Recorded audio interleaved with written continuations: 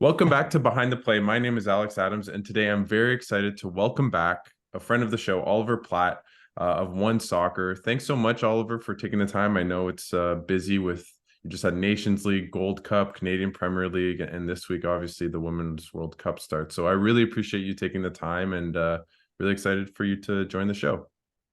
Oh no, thanks for having me, Alex. I always enjoyed talking to you.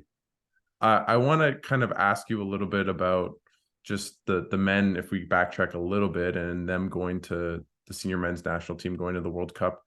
What was that like for you to cover it? And just, I know you didn't go to Qatar, but just what was that whole experience like? And how did you kind of see the team and their two goals and an own goal and obviously Davies, like what did you just make of the whole tournament and what it meant for you?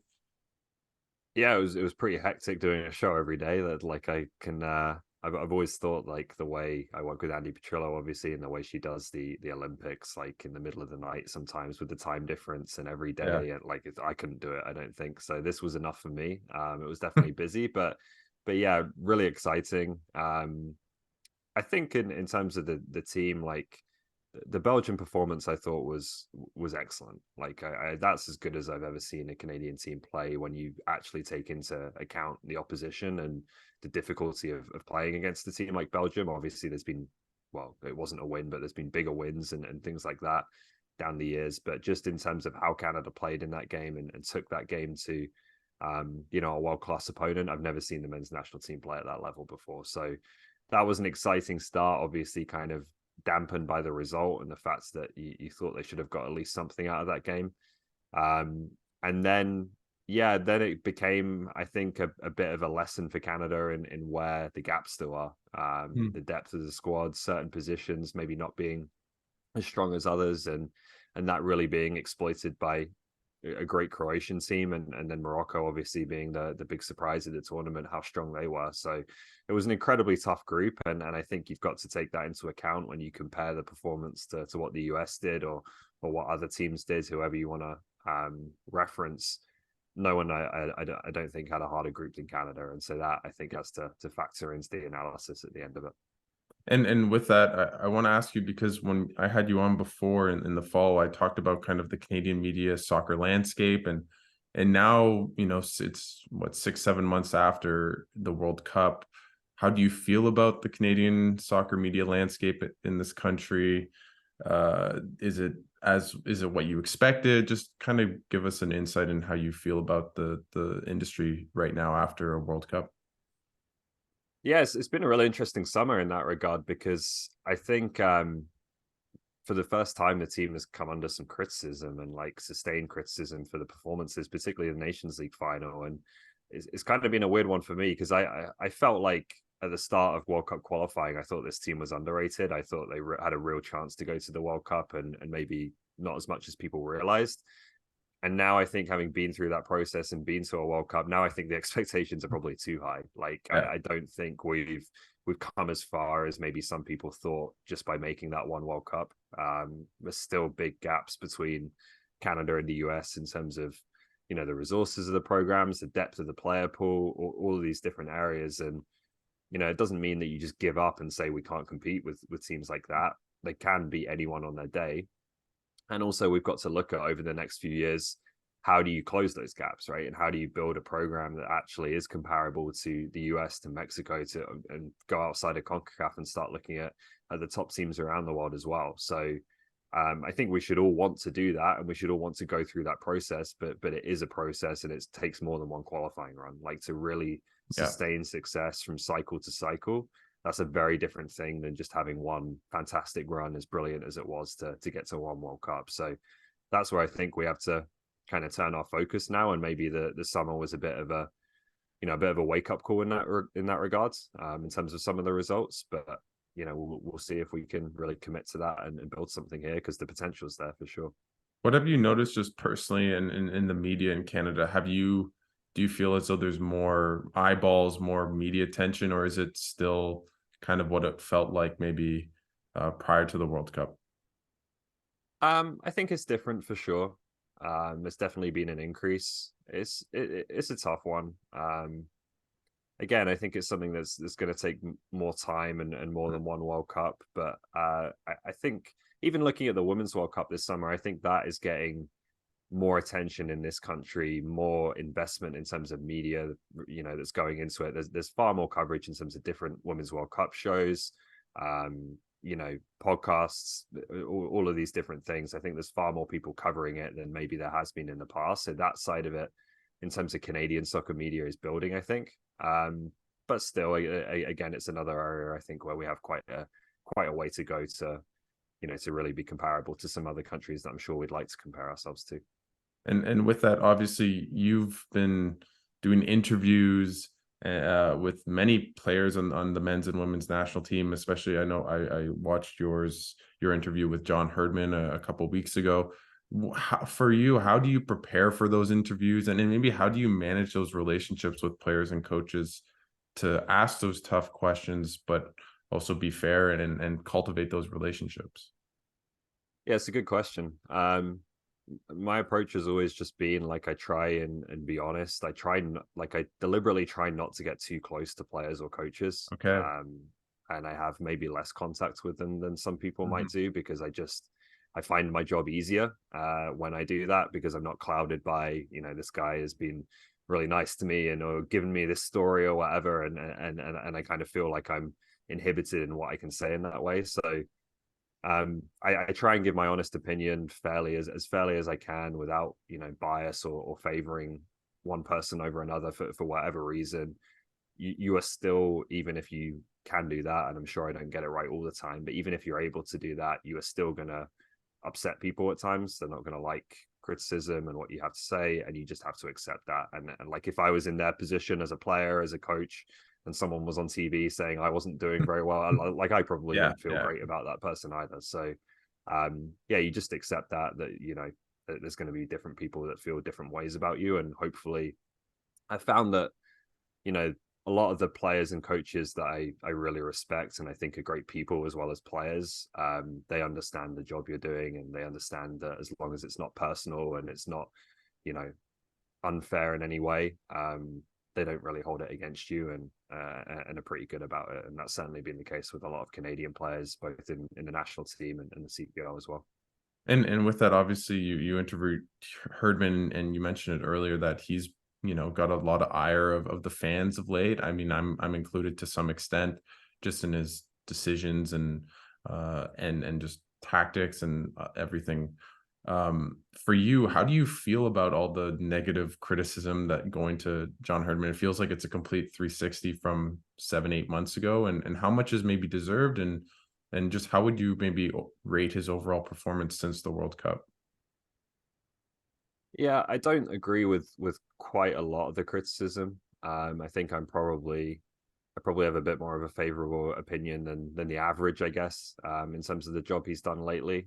Um, Look, I think there are certain individual criticisms you can have of team selection, tactics, certain individual things that are probably true of any coach. But I think sometimes the things Herdman does, he does take a longer term view of things. So, like, to give you one example, I know a lot of people were surprised that he kept playing Moise Bombito in Yeah. midfields during the Gold Cup, right? And I get that. Like, obviously, the performance against Cuba, he struggled, he gets substituted. He looks like a really talented natural defender, and so people want to see him there. People want to see different players in midfield, even some players who weren't in the squads, potentially. But I think that is Herdman, like, in that area of the pitch. I think he has a problem. Like, Yeah. there is no natural replacement for Atiba Hutchinson, and that's a big issue for them. And I think that is him trying to be creative and trying to find solutions, and knowing that the solutions or the ideas he has may not work, and he may get criticized for them as a result. But there is at least some thinking behind it. So I try and, I think with any coach, you try and bear that in mind, that sometimes they do things that seem confusing, um, and they may not work, and they may be deserving of criticism because they're not the right Yeah. ideas, but at least there is an idea behind them, as opposed to just, he's just throwing some guy in central midfield because he has no other plan, right? I don't think that was the case. So, um, yeah, I think there are certain areas of the team where he's trying to experiment a little bit and try different things, and that has probably gotten him a little bit of criticism, if he'd maybe just picked a safer option, but an option that doesn't really help Canada in the long term. And what of those kind of experiments, like obviously, what players maybe impressed you, especially at the Gold Cup? The Nations League was normally like their normal roster for the like that they've played for the past, like the qualifying cycle and obviously the World Cup. But what players have been impressing you, and maybe just what players should kind of Canadian fans look out for in the next kind of rounds of Copa America qualifying and just friendlies and everything else? Well, I think Ali Ahmed obviously caught a lot of people's eye in the Gold Cup. He was the standout young player for me. Bombito, I do think has a good future. Whether it's I think it's more likely as a defender, but certainly he has a role to play. So those were two that came out of the Gold Cup, who I think can contribute in the longer term. But it's still the case in Canada that like it's difficult to predict. Like Yeah. Ismail Kone came out of nowhere. Previously Jonathan David's maybe a bit of a lesser extent, but still, like again, a player who just jumped straight from his youth club in Ottawa to Europe and is suddenly a national team player. So I think that's part of this. When I talk about the process of building the program out over the next few years, it's great that we have those talents that come from left fields, but we need to build a proper development system of players going through good youth programs, going to the CPL or MLS, then taking the next step and have a bit more of kind of a purpose and a planning to it, rather than just hoping the next Kone turns up and he happens to be a centre back this time. And that's exactly what we need, right? How do you feel? How would you look at it, and maybe like with the CPL, like how much of has that really improved the Canadian national team going forward? And is it more of something that we'll see the fruits of its labor maybe in 5-10 years from now, or do you think we're seeing more of those trickle effects of having finally a domestic league? I think it would definitely have a bigger impact in the longer term. I've always said that I think, the players who are 10, 11, 12, 13 years old as the CPLs in its early years are the ones who are going to really benefit from it, in terms of having that proper bridge between youth football and professional football that can then hopefully springboard them onto bigger and better things. And you already see that with a player like Victor Laturi, right, who came into the Yeah. league. I think he was 16 or 17. Now he's in Europe. He's still a young player. He's on the national team, and you hope in 2 or 3 years' time that that's a player who could be a national team regular, maybe playing at an even higher club level in Europe, and who could have a big future. And I think there'll be a lot of players like that, hopefully in the next few years, that start to come through and use the CPL as their platform. So that's where you get the big benefit. But certainly, I think you can already look at Waterman, Zator, like the depth of the pool is way better than it was, as a result of some pretty immediate impact to the CPL. But I understand that everyone's going to look at, well, who are the guys who can really impact the starting Yeah. lineup, and that's what it's kind of going to be judged on, and that will obviously take more time. And with that, obviously, when we talked last time in the fall, there was no Project 8, and then now there is. And how I know I had your colleague Alex Gange Ruzik, and he seemed a bit skeptical of the start date in 2025. Just what do you make of Project 8? How likely do you think this thing gets off the ground? And what would it mean to have a domestic league in Canada, for a women's domestic league in Canada? Yeah, look, obviously, I really hope it does. I think it would be hugely important, in the same way that the CPL has been. And I've said before as well, I think that there's maybe an even bigger opportunity on the women's side, in that the women's game, in terms of leagues around the world, is obviously at an earlier stage of its evolution. Like a lot of the leagues that exist now weren't there 10 years ago, 20 years ago. And so you're coming into a world where maybe Canada can be higher up the Mhm. kind of hierarchy of leagues quicker. And I know Diana is really ambitious about it in that way, and wants to create a league that's comparable to some of the top leagues in the world, and not just kind of a smaller kind of feeder league. So if you're having that kind of ambition, it's a tight timeline, and I think everyone accepts that and understands that it's a really ambitious timeline. So we'll see on that one. I don't know what the current situation is in terms of finding the next clubs and so on and so forth, but I certainly like the ideas, and I like when people try to overestimate and think big a little Yeah. bit, and go for it, rather than just accepting that Canada's going to be second or third fiddle in this region, and that's all we can strive for.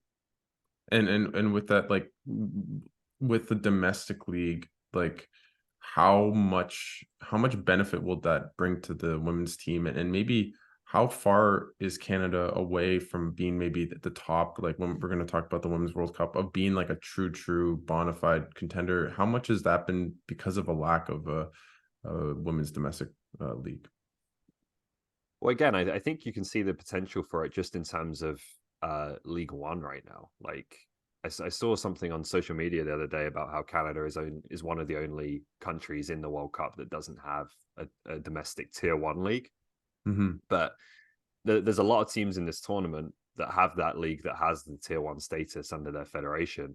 But those leagues are not as good as League One Canada, like in terms of the talent that is in this Yes. country right now that's already there. So I think putting some of those players again that already exist just into the professional environment, allowing them to commit themselves to professional football every day, train every day, not have to work a second job or a full-time job and play soccer on the sides. Is huge, and I think when you look at the again, maybe it takes a little bit longer in terms of the top end talent that really is, your top 5 players on the roster or whatever. But when you look at the women's national team pool right now in terms of the depth of it doesn't go very far beyond like 25, 26 Okay. players. It cuts off pretty quickly there. So it's getting better, but there's still not a ton of players, I don't think, that are really knocking on the door for Bev Priestman and saying, you've got to drop someone from your squad to get me in. So Hmm. I think a domestic league in that way, pretty immediately has a big impact. And let's go to the women's national team. Obviously, they play on Thursday at, I think it's 10:30 p.m. Eastern here in Canada. Or and what do you think the expectations are for this team? Obviously, they won the gold medal at the Olympics. I don't know if winning the World Cup is maybe the most realistic thing for this team, but just what are the expectations, and how far do you think this team can go in this tournament? I think the minimum expectation is to get out of the group. I think I would probably see it as a good tournament for Canada if they have one like signature win in the knockout stage against a quality opponent. Um, Winning the World Cup, I think they have a chance. Certainly not going to write them off, but I think it's probably a pretty small chance, and they are, a little bit further down that group of teams that you could potentially see winning the tournament. It's going to be a really tough group. Like they don't really have much room to ease themselves in. Not just in the sense that Nigeria, I think, is a decent opponent that will take a good performance to beat, but also in the sense that you're going to play Australia thirds, and there's probably going to be one team in that game who needs to draw to win the group, and team that needs to win, and you'd much rather Mhm. be the first team, right? So they need to win these first 2 games. They hopefully need to score a few goals to get the goal difference right as well. So with a team that has some fitness questions and players coming off injuries, that's going to be a big ask, I think, to hit the ground running and really get at it in the first 2 games. So. And a lot of questions with this team is how do they score? Where do you think the goals come from? Obviously, Christine Sinclair is not Christine Sinclair of 10 years ago, still a really good player, but where is this Yeah. team going to find goals? Because I think the defense is pretty sound, and maybe that's not the area of concern. No. Look, I think in an ideal world, maybe there's a breakout player in there who has a great World Cup. Someone like a Chloe Lacasse, who's obviously really rising in her club career. I think more realistically, it's going to be a group effort, right? They're going to have to score by committee. They're going to have to win tight games, take their moments when they come, like they did in the Olympics, and that was what they were very good at. So I think it's really going to be a tournament where Bev Priestman is going to have to strategize in that regards. Not just looking at what's your starting lineup and what are your first choice players, but how can you impact the game off the bench late in games? That was again something they did very well in Tokyo. Um, and yeah, I'd be surprised. I'd love to be wrong, but I'd be surprised if there's one real standout attacking star for Canada in this tournament. I think it has to be by committee and just getting important contributions from a number of players across the tournament. And with that, what do you like? Who do you think that what like if you had to game plan this quickly, like what would your starting 11 be for the first game against Nigeria in your mind? I think the back four is Lawrence on the left, Joe and Buchanan, and then Jade Revere. That to me seems to pick itself. Obviously, Revere coming off the injury is you kind of wonder what the Yeah. fitness is like, but I think with Jade Rose out, that becomes more straightforward. Obviously, Sheridan's going to be in goal. Midfields, that's like the interesting decisions are in midfield forwards, right? Do you go with Sinclair at the 10, and then you have to leave one of, you're not going to leave Fleming out if she's fit, but Grosso or Quinn? Or do you go Fleming, Grosso, Quinn, and Sinclair's on the bench, or up front? And then, the wide positions as well.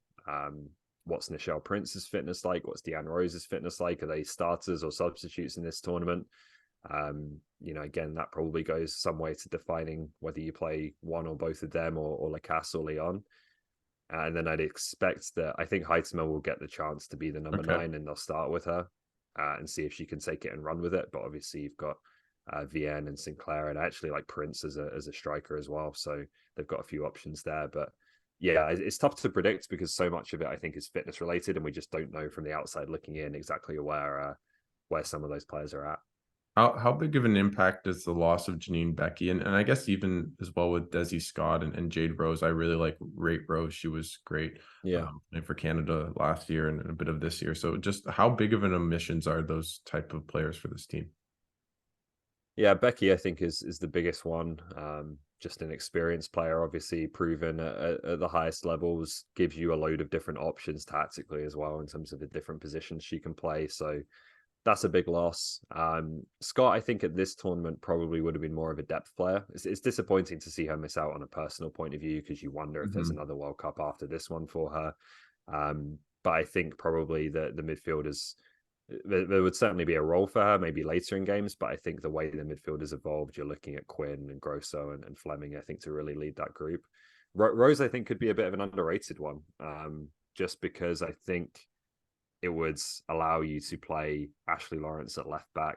I think they will still do that with Revere, but now if you are down one of those players, your depth isn't quite the same. So the way Jade Rose has performed, and also come in at right back and performed as well, I think has been pretty significant for Canada. So that's one I think they might feel more than people think. And Bev Priestman has a couple young players like 18 and 19-year-olds, Olivia Smith, and some others. What do you make of those selections over maybe more established players? And what are the chances those players play? Like how much will there be of a youth movement at this World Cup? Yeah, I think Smith, from what I've seen in youth tournaments, is really talented. Like, she's a player with a big future. So I think what it comes down to is, again, when you talk about the depth of the roster and kind of the last few spots, are you picking players who maybe are, when you look at it objectively, the 22nd and 23rd best players, but are you going to put them on the pitch, right? Are you actually going to take off, if you talk about, I think it was particularly midfield and forward, the positions where, that would affect. Are you going to take off your starters for one of these players? And if Bev Priestman doesn't feel like she's going to do that, and these players are kind of just going to be on the periphery a bit, then why not take a young kid in Olivia Smith, who certainly has the potential, I think, in the longer run, to play a much more prominent role. Give her the experience, make her a part of the senior group, and give her the opportunity to train with these players every day. And it should set her up pretty well, I think, this experience to then go into the pro game, which she's going to do off the back of her first year in college. So I don't mind the decision. I think when you get to those roster spots, it becomes a little bit more about, not just who are the best players on paper, but squad building a little bit and finding the right balance in terms of personalities and things like that. So yeah, I'm on board with giving Smith a go. What player are you most excited to watch at the World Cup for Canada? Good question. It's hard to look past Jessie Fleming, just because I think she's going to be so central, and it is her team in many ways now to really run.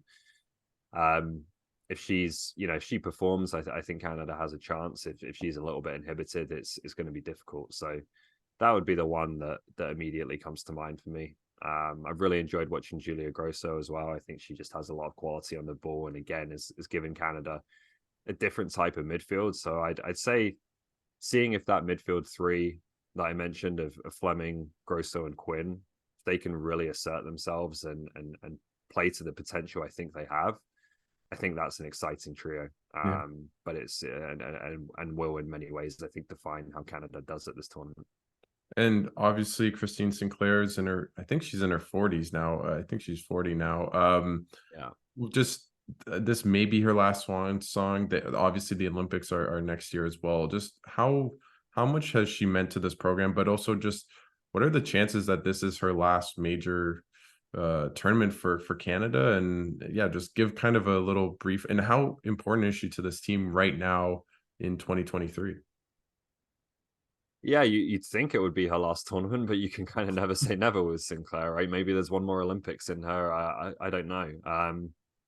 I think there was a few players that I think after Tokyo were thinking about it pretty hard as to whether they wanted to continue on or not. So I'd expect that, you know, we know with Sophie Schmidt, obviously it is.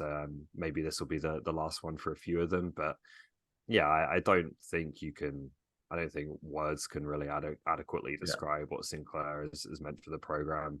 Everyone knows the way she's, you know, carried the flag for Canada for so many years, and during times as well, where maybe the game in this country didn't always get the respect it deserves within Canada, not just outside of Canada. I know a lot of people talk about, you know, us not getting respect, but I think at times within the country as well, like sport hasn't had the attention, the investment that it's needed and deserved. And through all of that, Christine Sinclair has been one of the best players in the world, at times a real claim to being the best player in the world, is the best goal scorer in international history. Like I said, the legacy there I think is pretty difficult to quantify because Mhm. it is absolutely vast. And I want to kind of backtrack a bit because I forgot to mention this before we got into the women's team, but there's been a lot of strife with the men's and women's team with the CSA. I don't believe the women's team has a deal with the CSA heading into this World Cup as we stand here today. Just tell us a little bit about the strife, and is there any optimism of a deal? Does there need to be a deal for them to play at the World Cup? Just tell us a little bit about that, and just specifically towards the women's team and the CSA and their lack of a deal. Yeah, and unless something has changed, I'm not aware of any danger in terms of their participation at this World Cup. I was under the impression that there was going to be something at least short term to have them covered for the tournament, maybe for the rest of the year, and that things were okay with the women's team at least. So I don't know if there's been any developments since I Mm. last heard, but you know, obviously, hopefully, we'll have something more finalized and publicly announced to that effect. I'm not sure.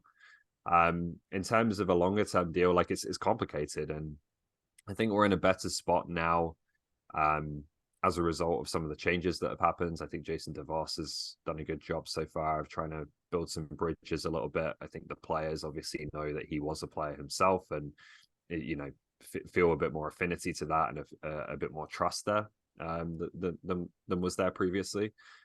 But it's a complicated deal to do because it's not federation and women's national team and federation and men's national team separately. It's like a three-way agreement, right, where the Yeah. men and the women have to agree as well on the equal pay aspects. And that I think is tricky and is the sticking point right now in Okay. terms of what that looks like. So we'll see how it develops. I think there's certainly there's a desire on the CSA's part, I think, to do the equal pay deal.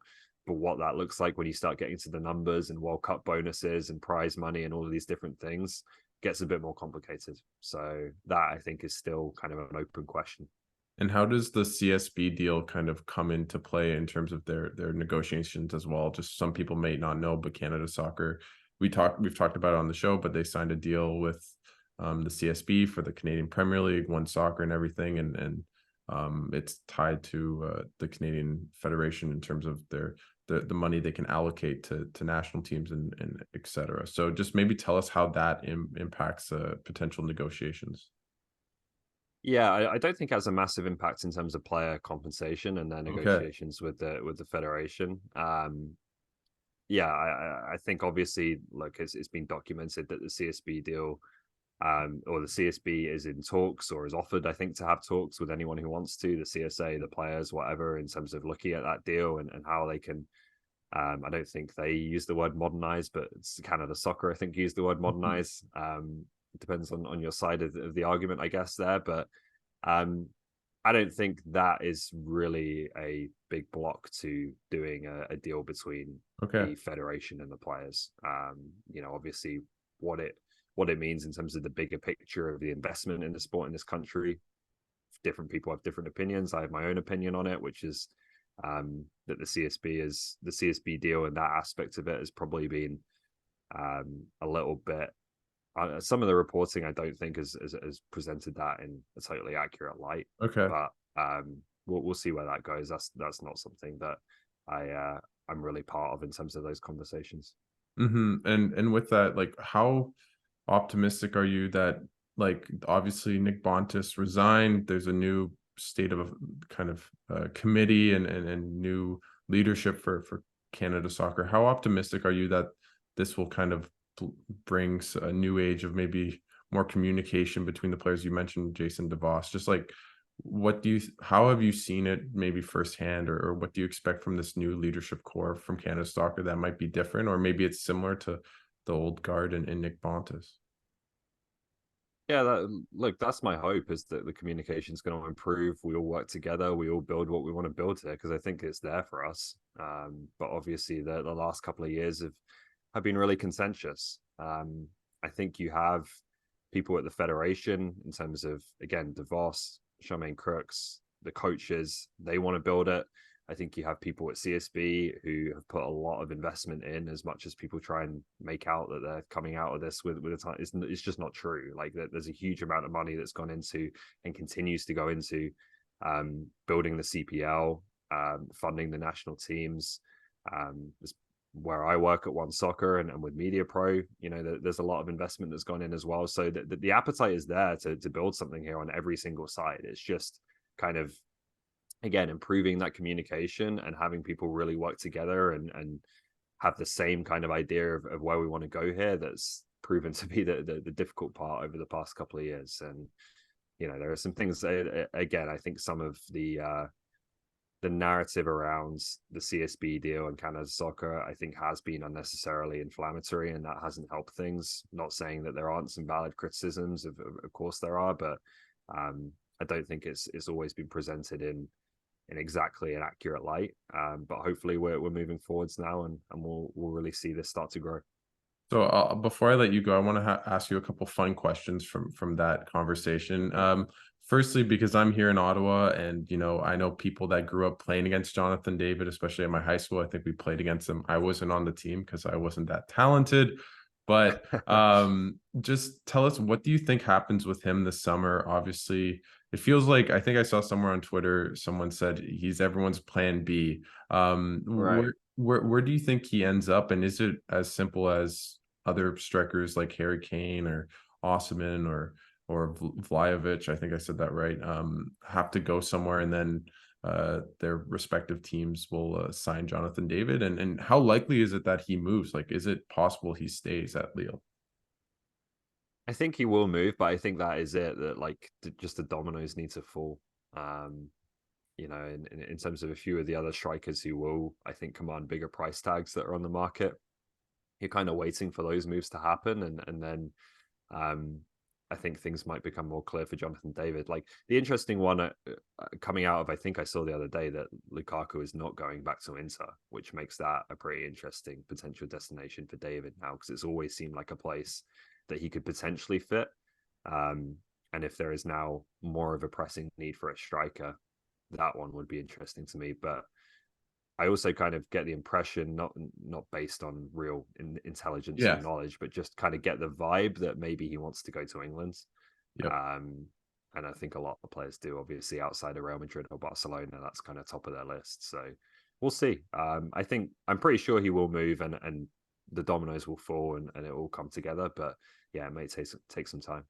And with that, what do you think the best team is for him? And maybe what is the best country? Like, is going to England the right step for him? I'd love to see him there. Yeah. I think there's some good options MK in terms of Dons. clubs there. Definitely not a good option for him. Definitely could not afford it either. Yeah. But yeah, like, even if it's not necessarily one of the two or three absolute top clubs in the Premier League, like, when you go from kind of fourth to seventh or eighth now as really good teams, right? With a lot of financial firepower, and that's what could swing it. For a Premier League club, is there's just more teams who are capable of shelling out 40, 50, 60 million and being able to do that in a way that other leagues can't do right now. And you're even seeing like you see a transfer like Barea, like a really popular player with AC Milan, loved at that club, really good young player. He would have never gone to a club like Newcastle in the past, right? No disrespect to Newcastle, but Hmm. just that wouldn't have happened until the finances of the game changed. So you're seeing even some of the top clubs in Italy or Spain or whatever, um, some of their players coming under interest from teams that are kind of maybe the second tier of teams in the Premier League. So that's been a big change in the dynamic of things, and maybe there's more options in the Premier League for that reason. What do you make of the Saudi league and them just seemingly to buy every player that is a bit over 30 but still pretty good? Like what's happening there, and how big of a change will we see? Like I keep thinking about the next 5-10 years. Like will the Saudi league be part of the Champions League in some way because they Yeah. bought it all? Like how has that changed the dynamic of players and transfers and what do you make of it? Yeah, the money is crazy. Like it's on a completely different level from even some of the or what were previously the richest clubs in the world. It does worry me about the state of kind of the top level of soccer. Like I don't, it's not just Saudi Arabia. Like it's Yeah. PSG, Man City.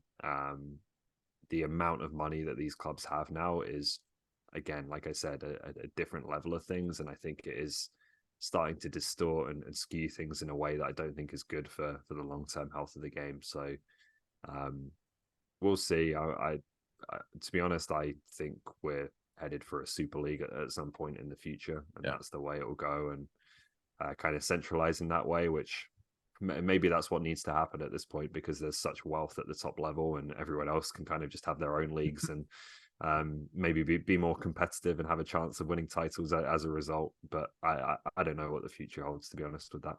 And over the past couple years, what has been your most fondest memory at One Soccer and covering obviously the qualifying rounds, the World Cup, just everything? What's been your kind of most memorable memory? Uh, been lucky. There's been a ton that I could pick. I think honestly, the one game that I enjoyed, like going down to Azteca and watching Mm, Canada play in Mexico and get a great result in Mexico, that was like a bucket list one for me and a you're real on the highlight. touch line, But I think, right? Yeah. yeah, right Yeah. behind the goal, which was amazing. But the game I actually enjoyed the most in qualifying was the Hamilton game, Mm, just because it was an amazing game. Firstly, obviously a brilliant win for Canada when a lot of people didn't expect it, given the absences they had that window. And it was also like it must have been like one of the first games where we actually had a crowd, or mhm. I don't know if that's right or No, not, but no, at but least it went. they're I had seats. I had tickets for that game, and then Doug yeah, Ford, because of the restrictions, made it half capacity, and then I had to rebuy, and yeah, I did not was unable to get it. But I went to Jamaica, so it came oh out yeah. okay. But I yeah, no, missed yeah, that you're one, right. so you have that one on me. Yeah, there But you yeah, go. I think at least I guess it had been open a few months ago for the first qualifiers, but then we'd had that like in Toronto. I think we had the longest lockdown Yeah, over winter, and so just to have people back in the stands and like, I think there was kind of more meaning to that one than even just a game. It was a really fun day, so that one always stood out to me in terms of the run to Qatar. was there any? Has there been any players or anything like cool interactions that you can maybe share that kind of spring to mind that are pretty memorable? Um, oh, my memory for this stuff is terrible. No, that's okay. It's I, like, there's a ton like to be honest, I think more of the CPL, and I think nothing against the national team players. Like mhm. they've been great to be around, and you could see how special that group was going to the World Cup. So definitely appreciate them. But I think the CPL players, like I particularly think back to when I was in the bubble in PEI, just like what these guys give up and the desire they have to be professional footballers, and not always making a lot of money but just doing it because they want to chase that dream and love the sport. Like you just have a big level of respect for those players, and getting to know a few of them a little bit better, like Jordan coming in and working for us now. Like you can't meet a nicer guy than Mm, Jordan Wilson. So yeah. yeah, it's been a real privilege to be able to cover those guys and get to know a few of them a bit better as well. Well, cool.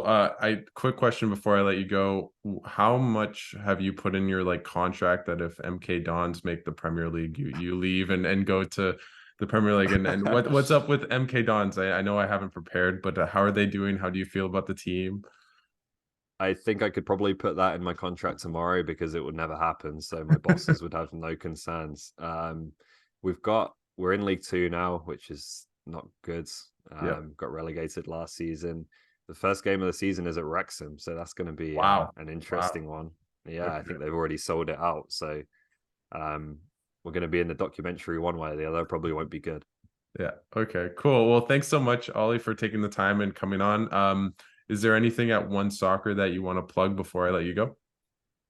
Yeah, we've just started yesterday our new Women's World Cup show, Good Night Australia, New Zealand, with Andy Petrillo and Jordan Wilson, Jess Lacey, Riley Foster. So I've been working on that, and yeah, we're looking forward to being able to cover that whole tournament. Should be a fun show. So if people are into the Women's World Cup and watching, then check it out for sure.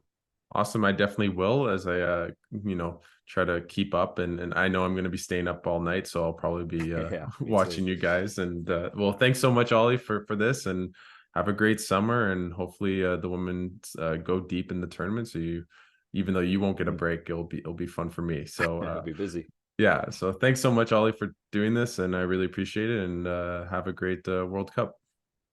Thanks, Alex. Appreciate it. And for you fans of Behind the Play, please follow, subscribe everywhere on social media. I have a Twitter account, Behind the Play _ at the end, as well at our YouTube channel.